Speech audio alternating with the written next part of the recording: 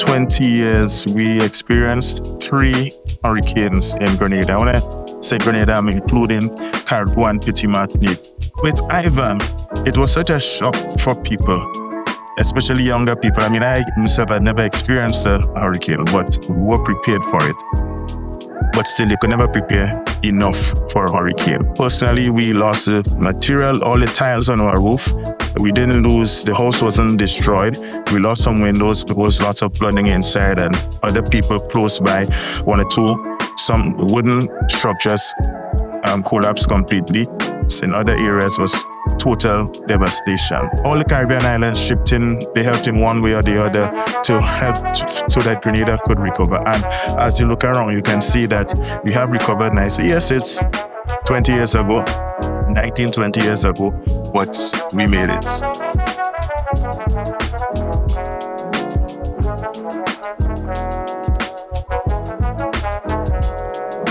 Another thing that also makes Grenada unique and very unique, and I'm saying this without apologies, we have the best Juvia in the Caribbean. Other islands have Juvia, and Juvia, for those who are not familiar with it, it's a pre-dawn celebration.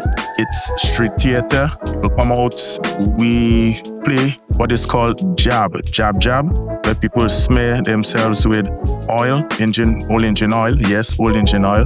Doesn't sound that glamorous. It's not glamorous, but when you're in it, it's like you feel a sense of freedom.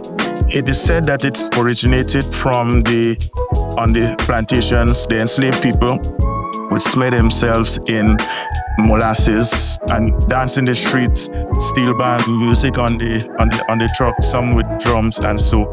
And it is a unique experience. I can't really, you have to see it, you have to be there to see the creativity that comes out. Well, Carnival, we got that from the French. A French tradition, the French had the Carnival, and it used to be in the pre-Lenten period, the Monday and Tuesday before Ash Wednesday. It was moved, however, during the time of the Revolution to August. Trinidad Carnival is also on the Monday and Tuesday before Ash Wednesday. Grenada, we couldn't compete with their Carnival, much bigger. So we have the fancy costume mass on Monday, Tuesday. We have all the other shows associated with it. But the Juvia, it's like a freeing up of the mind, a freeing up of the people, and that is why we dab ourselves with the oil. So it is said that it was supposed to frighten the slave owners, to frighten them. Again, I'm not vouching for any of the narrative, but that is the narrative that has come down. You cannot take Juvia away from Grenadians. You cannot take Grenadians away from Juvia.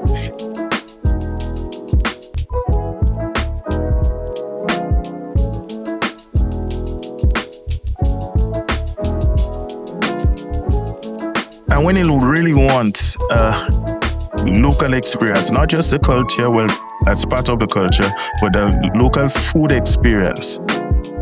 Grenadians, our food, there's some unique things about it. We have oil dung, which is, it became mainstream more during in 73.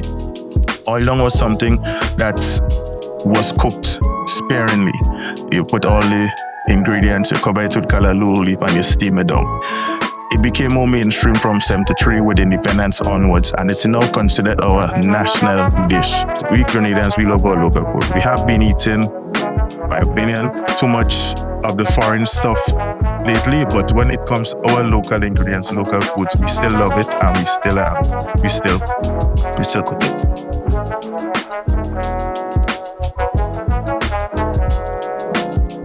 Different people experience different things about the revolution.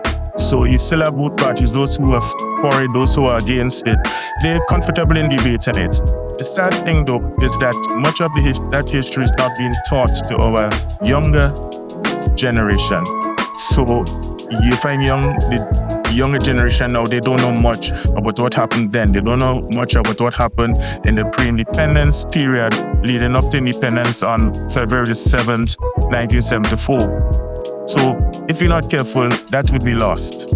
The whole history of revolution, why people gravitated towards it, what the socioeconomic conditions that that existed in Grenada at the time, and what made it necessary, or what fueled that need for change, and what brought on revolution. So we have to be careful that we don't lose that. At the time of the revolution, there wasn't that much hope for young people. And then you had young intellectuals coming back to Grenada, coming back to the Caribbean, and they were bringing these new ideas of socialism and quality. And so things were happening, and people saw that, hey, this could bring prosperity. Sadly, it collapsed on itself, but lots of that growth continued and is continuing. I think it collapsed because some of the folks were too idealistic. Way too idealistic. I think they lost touch with reality, fighting between those who maintained some hold on reality and those who wanted a more extreme Marxist ideology.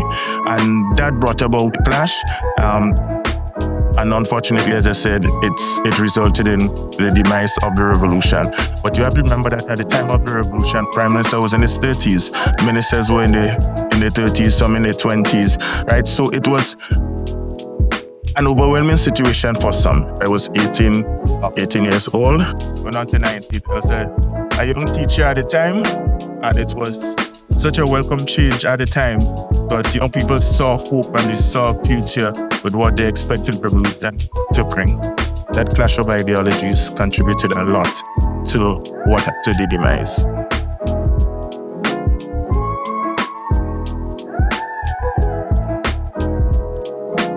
And I'm saying this without apologies. We have the best Juvia in the Caribbean. I think it collapsed because some of the folks way too idealistic. I think they lost touch with reality.